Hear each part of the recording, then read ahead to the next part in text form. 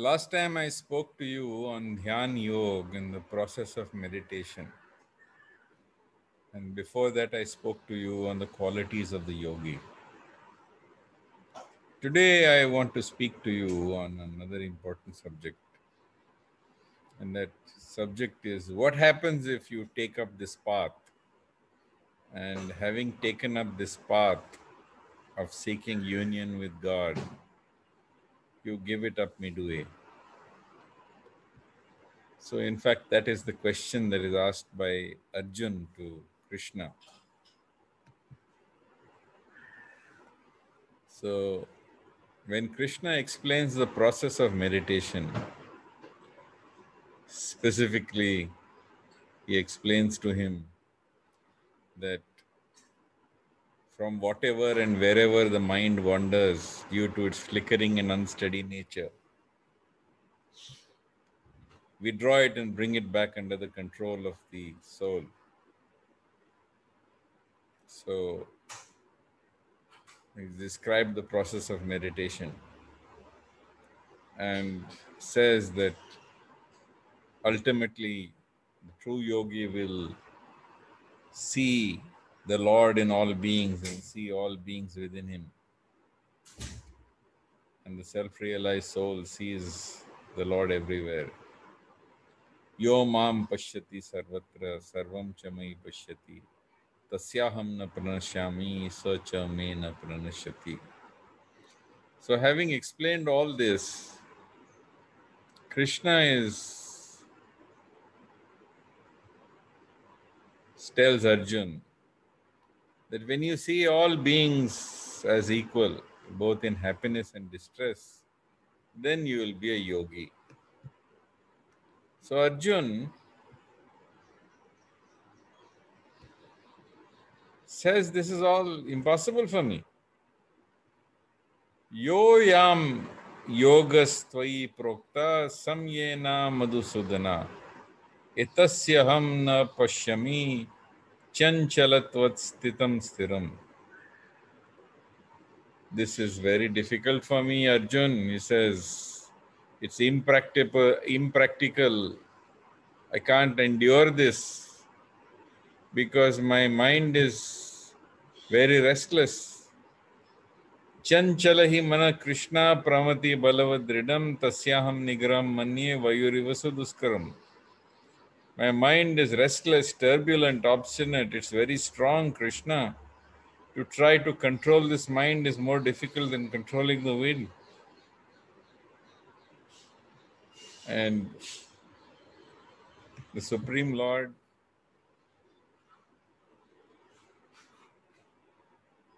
pacifies him. And he says, Asamshayam mahabhao mana durnigram chalam abhyasena tu kaunteya vairagyena chigriyate.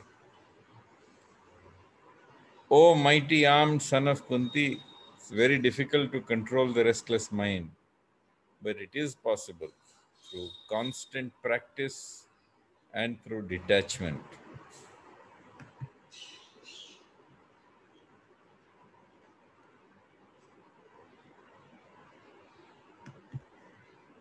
So Krishna is then asked by Arjun, what happens to the person whose faith does not persevere, who starts this process but finds it so difficult that he is unable to continue on this path? And although he has made some progress, he is attracted by the world, he is attracted by the things of the senses, attachment to the senses and their objects. His mind drags him away from meditation and into indulgence in the world, into enjoying, controlling, possessing, in trying to show that he's better than other people. What happens to such a person? So it's like, is he like a cloud which breaks away from the main cloud and tries to go to another cloud, and unable to join the second cloud, this adventurous piece of cloud perishes. That is my doubt, Krishna.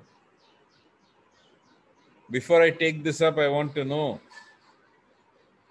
what will happen to me if I try to take this up and I don't succeed. Will I become a dhobi ka kutta, na ghar ka, na ghat ka? Will I become neither successful in the world nor will I become successful in spiritual life? And what will be my fate? No one can answer this question except you. So I ask you, Arjun, Krishna, please tell me. So Krishna answers in text 40 of the 6th chapter. It's a very important verse. Shri Bhagavan Uvacha Partha Naiveha Namutra Vinashastasya Vidyate Nahi Kalyana Krit Kaschid Durgatim Tata Gacchati. The yogi who is engaged in divine activity, he does not meet with destruction either in this world or in the next, either in the material world or in the spiritual world. One who does good is never overcome by evil. This is a very important sentence. Nahi kalyana krit kaschid durgatim tata gacchati. One who does good, such a person is never overcome by evil. You have to understand that there is a difference between the benefits of being religious and the benefits of being spiritual. The benefits of being religious are many, and people engage in religion for happiness in this world, for success in this world, for heaven in the world after this. They also take to religion so that by the accumulation of punya, when they are reborn, they will once again be born in a superior family, more aristocratic family, more socially prominent family, with a more beautiful body, with greater intelligence and acquisition of knowledge, with much greater wealth, a more beautiful body. All these they seek through the process of religion. But Krishna has very clearly pointed out that all the benefits of spiritual life are permanent, whereas all the benefits of material life are only temporary. So Krishna has pointed out in the 9th chapter of the Bhagavad Gita that there are people who pursue Traividya Soma Papa Putraha, those who pursue the 3 Vedas and perform the sacrifices that are enjoined over there as religious. He says, yes, they attain heaven. Te tam bhuktva swarga lokam vishalam kshine punya martya lokam vishanti. Evam trai dharmam anuprapanna gata gatam kama kama labante. So yes, they get the religious benefits. They will go to heaven. But having gone to heaven, swarga lokam, having exhausted their pious credits, they will be shine punya martya lokam vishanti. Having exhausted their pious credits, they will once again be born on this earth into the cycle of birth and death. And thus, by following the 3 Vedas and their doctrines, you will be born again and again and again. You may attain heaven for a short period of time. You may attain a better body, better family, greater wealth for the next time. But you will be born again and again and again in this world. And in this world, what do you get? Janma mrityu jara vyadhi dukha doshanu darshanam. Birth and death and old age and disease and fault and misfortune and unhappiness, they are guaranteed to everyone. For this is a dukhalayam ashashvatam, a anityam asukham lokam. So these are all guaranteed to you, even despite your engagement in religious activities. But on the path of spiritual life, on the path of yoga, Krishna points out that there are tremendous benefits. In chapter 2, text 40, Krishna explains, Neha bikramo nashosti pratyavayana vidyate swalpam api asya dharmasya trayato mahato bhayat. In this endeavor, there is no loss, there is no diminution. And a little advancement on this path can protect you from the most dangerous type of fear. So when Krishna is introducing the path of yoga, he explains that this is such a path that you are guaranteed to be saved from the greatest fear. What is the greatest fear? And the greatest fear, my friends, is the fear of going to hell. Greatest fear, my friends, is meeting with Yamaraj and going to hell under his judgment. Bhagavad Gita kinchita dita ganga jal dava kanika pita sakridapi murari samarcha kriyate tasya yamena na charcha. Bhajagovindam Govindam Bhajamudamate. So if you have read Bhagavad Gita even a little bit, if you have drunk even a drop of Ganges water with devotion and surrender to God, if even once in your life you have said, Hey Bhagwan, hey Krishna, I am yours, then he says at the time of death, you will be saved going and confronting Yamaraj. Details of this I have already discussed with you in Changing Bodies. And I've discussed with you the path of how even accidentally calling out the name of God in a spirit of helplessness and surrender can save you from going to hell. So that is what Krishna explains in the second chapter. And he also explains that while in the 9th chapter he has said that Tetam Bhuktva Swargalokam Vishalam, after going to heaven, you come back again into this earth, into the repeated cycle of birth and death. He says, those who follow my path, those who follow me, I carry what they lack and I preserve what they have. Ananyas Chintayanto Mam Ye Jana Paryupasate Tesham Nityabhiyuktanam Yoga Kshemam Vahami Aham. Those who worship me with devotion, meditating on my transcendental form, for them, I sustain and maintain all the spiritual progress they have acquired. And I, besides preserving it, I also provide to them what they lack.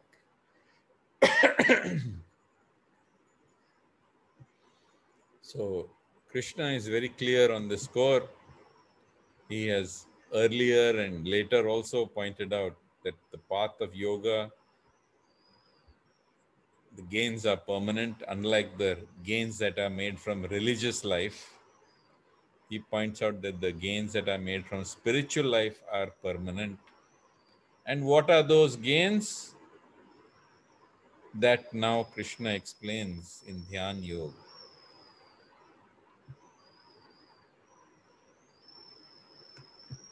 I want to ask all of you one question. Is your whole family attending and listening to this lecture? Are all your brothers and sisters, your cousins and relatives, are they all listening? Why is it only you are there listening to this session? It's because you have begun this process already in your previous life. And having begun this process in your previous life, you are picking it up exactly where you left off. And this is explained by Krishna in this Dhyana Yoga chapter. Prapya punya kritam lokan ushitva shashvatihi samaha suchinam shrimatam gehe yoga brashta bijayate.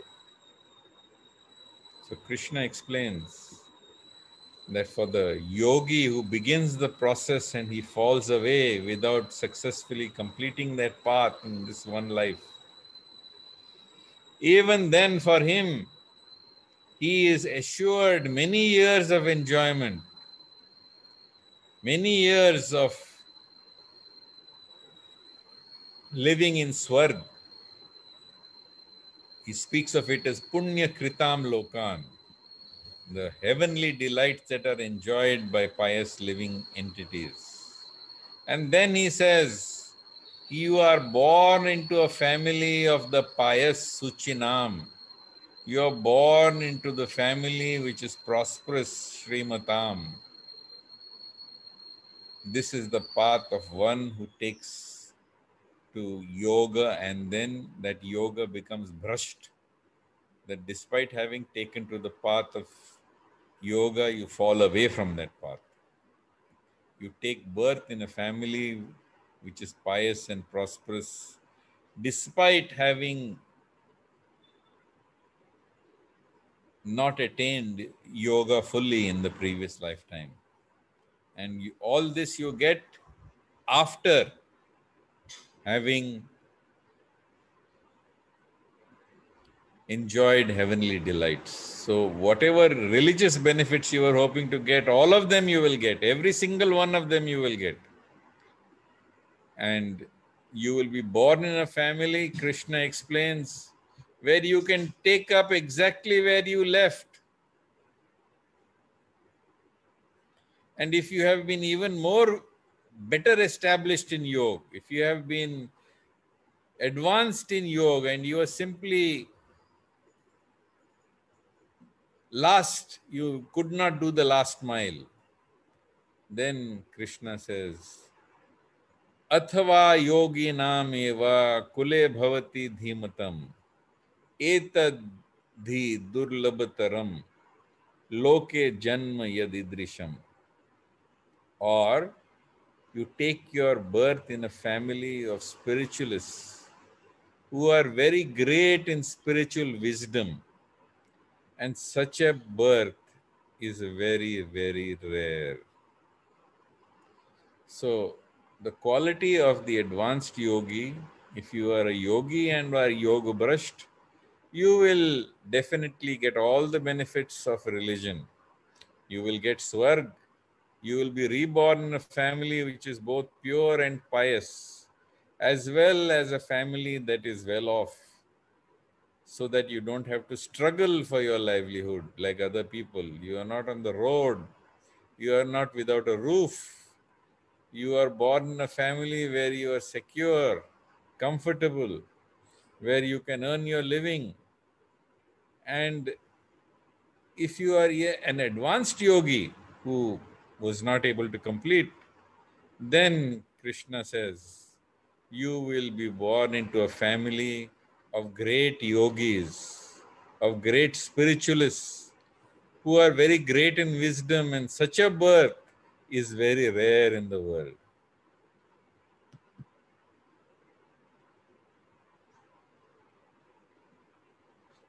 And on taking such a birth, Krishna says, all your spirituality is revived in this life. And suddenly you make further progress to achieve complete success. Everyone is not attracted to listening to Bhagavad Gita. Everyone is not attracted to listening to spirituality. Everyone is not attracted to chanting the name of God. Everyone is not attracted to meditation. If you have come so far, it is because your past life you were yoga brushed, and you have now revived your divine consciousness. And thus you are making progress in order to attain complete success, my friends.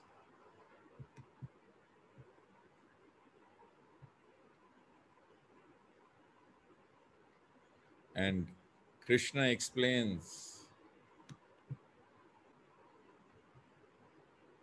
that Puryabhyasena tenaiva riyate hi avasho apisah jignasur api yogasya shabda brahmati vartate. Because of your divine consciousness awakened in your previous life, you are automatically attracted to the principles of spirituality, to Bhagavad Gita. Even without seeking it, you will be attracted to it. And such an inquisitive spiritualist striving to attain union with God, such a person stands above the ritualistic principles of the scriptures. You're not bound by ritual, you're bound by the acts of yoga, which help you to reunite with God. And thus he says that Prayatnadyatatmanastu yogi samshuddha kilvishah aneka janma samsiddhas tato yati param gatim. And applying himself with sincere endeavor, making further progress, being washed of all contamination, he attains the supreme goal. So, this is the path of the Dhyana Yogi. And the path of the Dhyana Yogi is that he has successfully revived. Even if he is yoga brushed, he revives the spiritual awakening that was there from previous lives. And he resumes his spiritual endeavors in his quest for knowledge and realization. And sure enough, cleansing himself, acting in a spirit of devotion and renunciation, offering everything, all your work, all your duties as a sacrificial offering to God, chanting his name with devotion, satatam kirtayanto mam yatantascha dridvratah namasyantastu mam bhaktya nitya yukta upasate. Always chanting his name, always worshipping him, always offering obeisance to him. Such a yogi eventually purifies himself through all the processes that enable him to reunite with God, and ultimately he attains the supreme goal. So Krishna explains to Arjuna, tapasvi bhyo adhiko yogi. Don't think that tapasya, fasting, torturing your body, going without food and water, these are all great things. These are stupid things which harm your body. They're stupid things which torture your body and they give great discomfort to your consciousness within. Do not engage in unnecessary austerities that torture you. So tapasvi bhyo adhiko yogi. Instead, engage in activities that help you to reunite with God. Jnani bhyo mato adhikah. Don't get lost in studying knowledge and books, because that alone will not help you to come to God. Bhaja Govindam, Govindam Bhaja Mudamate. Samprapte sanhite kale nahi nahi rakshati dukring karne. All your Sanskrit grammar will not save you at the time of death. So worship Govind, worship Govind, worship Govind, you fool. Be united with God. Engage in yoga. Karmi bhyos chadiko yogi. Then there are people who perform yagyas, which is known as karma kanda. And they engage in performing karma kanda, fire sacrifices, and perform all kinds of yagyas. But he says that will not take you. Because Traigunya Vishaya Veda Nistraigunya Bhavarjuna Nirdvandvo Nirdvandvo Krishna says that be nir yoga kshem atmavan. You rise beyond duality and be situated in yoga and union with God. So the yogi is greater than the ascetic. He is greater than the empiricist. He is greater than the person who engages in karma kand. Therefore, O Arjuna, in all circumstances, he says, be a yogi. Further, Krishna goes on to say that amongst all yogis, who is the supreme yogi? Yoginam api sarvesham madgate nantaratmana shraddhavan bhajate yomam same yuktatmo matah. Of all yogis, one who remembers me and abides in me with great faith, worshipping me in transcendental loving service, is most intimately united with me in yoga, and such a yogi is the highest of all. So that yogi who's centered on Krishna, such a yogi is the highest of all. So I'll conclude this session now. I'll be happy to take any questions on the last 3 sessions that were conducted.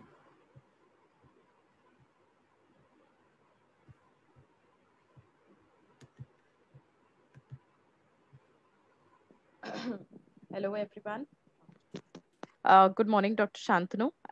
Yes, we'll take a couple of questions. Pardon? Now we'll take questions. Dr. Shantanu, you've mentioned about the yogi, and you spoke a lot about the yogi. How much time and practice does one entail? I mean, it takes to really become a yogi in the true sense of the word. So as I explained to you, yogi means one who is in union with God. And this attitude of being in union with God is not limited by time. There are many religions which say that you should worship 3 times a day or worship God 5 times a day, pray to God 5 times a day. But this is not what Krishna says. Krishna says that your whole life should be an unbroken, continuous prayer unto God. Yat karoshi yad ashnasi yat juhosi dadasi yat tapasyasi kaunteya tad kurushvama darpanam. Whatever you do, whatever you eat, whatever you offer, whatever you give away, whatever charities, whatever austerities you perform, everything Krishna says, do it for me. So it is not about time. It is continuous. To be conscious of Krishna is to be conscious of him at all times. So when you sneeze, it should be Krishna. When you wake up in the morning, you should first thought should be of Krishna.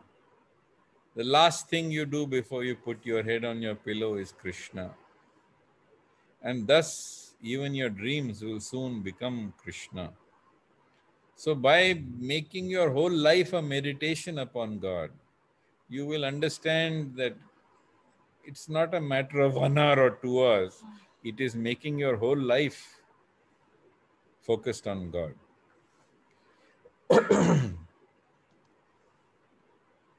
Thank you, Dr. Shantanu. Dr. Shantanu, you also spoke a lot about, spirituality and religion. A lot of young people, in particularly these days, say things like, "Oh, I'm not religious, but I'm deeply spiritual." So, are the two things mutually independent of each other? So, can you be completely I can't religious and understand this. so, Dr. Shantanu, what I'm asking is a lot of young people, a lot of young generation people say that they are not religious, they are spiritual. So, are the two things mutually independent of each other? Can you be spiritual yet not religious? See, it's like this. There's a very nice book by uh, an author who's written a book called Scott Peck. He's written a book called The Road Less Traveled. And then he's written another book called The Further Along the Road Less Traveled, I think that is the name of the book, by Scott Peck. So he says in the first stage of life, people reject both religion and spirituality. They want to enjoy life. They want to drink. They want to binge drink on the weekends. They want to party. They want to have unrestrained illicit sexual activities. They want to smoke. They want to take grass, and they want to take drugs.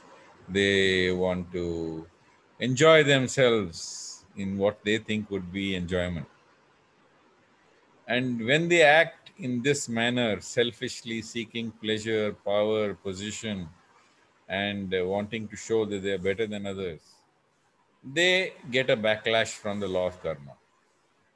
So the first life, which is away from God, gives you such a terrible backlash. It gives you such a terrible backlash that you become extremely religious. That having burnt your fingers, now you say, Kuch nahi, now I am very religious, now I'll do this and that and everything. So you are most religious person as a consequence of having been burnt. You know, even when you go to Alcoholics Anonymous or Narcotics Anonymous or Gamblers Anonymous, these are people who've been burnt. And having been burnt, then they turn to God and they become religious. The next stage is you become spiritual. You don't become spiritual without becoming religious. First you become religious, then you realize spirituality. And as you become spiritual, you tend to become less ritualistic. So you're disinclined to ritual and ceremony and temple and so on and so forth.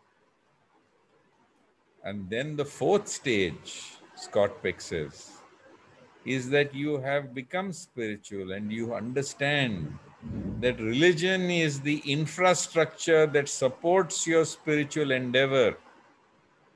Everything requires infrastructure. And that infrastructure that constantly reminds you of God, that infrastructure which sustains your spiritual endeavor, that is religion. So religion and spirituality, they go together. Religion, you can say, is the blind man, and spirituality is the lame person. And when the lame person sits on the shoulders of the blind person, both of them can go places. So spirituality requires the support of religion so that it can support and serve as infrastructure for your spiritual endeavor.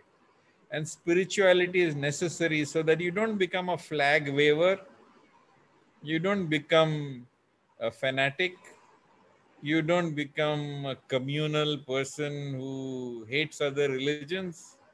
For that, you need spirituality. So, religion is necessary because it's a support for you, an infrastructure for your spiritual progress. And spirituality is necessary for you because otherwise, you will just become a flag waver, you will become a religious fanatic. You may become a violent religious fanatic for all you know. Therefore, spirituality is essential. You need both of them. Does it answer your question? Yes, thank you, Dr. Nagarkatti. Another question that we have is, how should one react to criticism of one's faith and devotion? I think if you are being criticized for your faith, if you are being criticized for your religion, if you are being criticized for your spiritual activities, the best thing you can do is to avoid such people. Now, someone will say, well, my husband criticizes me or my wife criticizes me. How can I avoid her or how can I avoid him? Well, the answer is, well, you keep to your path, don't disturb other people, fulfill your duties and obligations to them, see God in their hearts, and you give them the love and caring that is required for them, and then they won't bother you. It's when you're neglecting them, when you're behaving in a showing that God is in competition with your spouse or God is in competition with your lover, that is what makes the difference. You have to see the divine in the hearts of people around you, and you have to serve God in the hearts of people around you.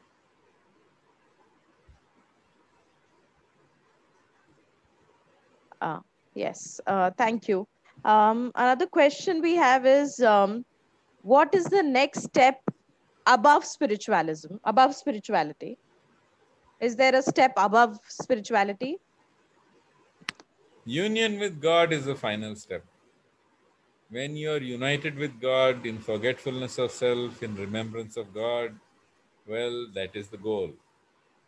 And throughout the Bhagavad Gita, you will have multiple examples of what that person is like, right from Sita Prajna in the second chapter to the explanation of the Karma Yogi in the fifth chapter to the demonstration of what is the Bhakta like in the 12th chapter to the person who is Gunatit in the 13th chapter and so on and so forth. The yogi in the 6th chapter. So all these descriptions are the final goal when one has extinguished that sense of self and has found union with God by being constantly aware of Him.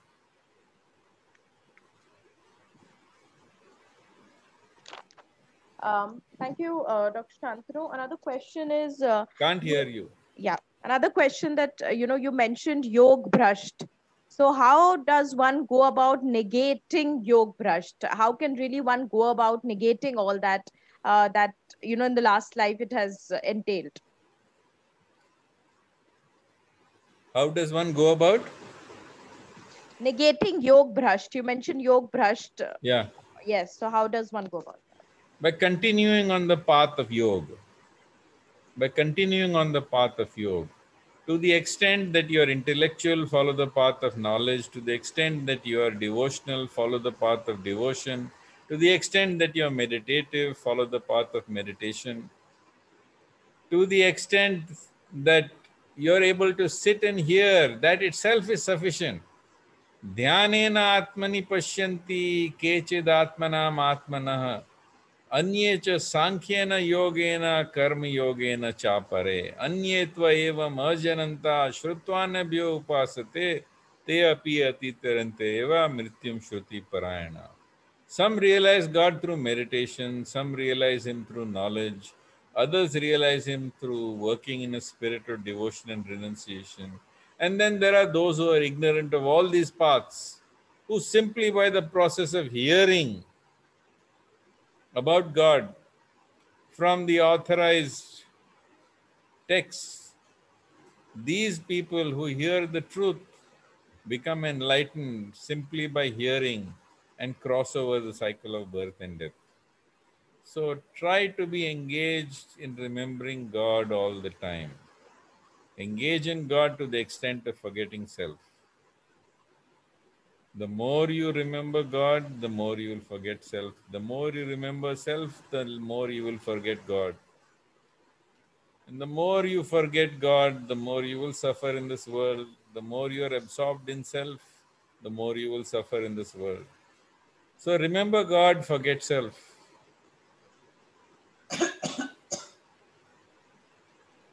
Great.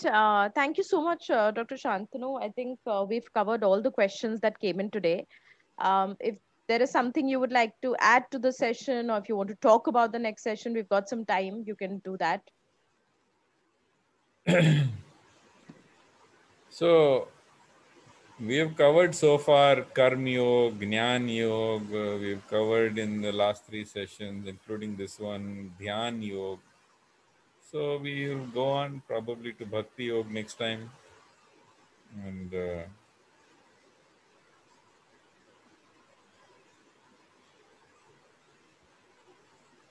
Okay.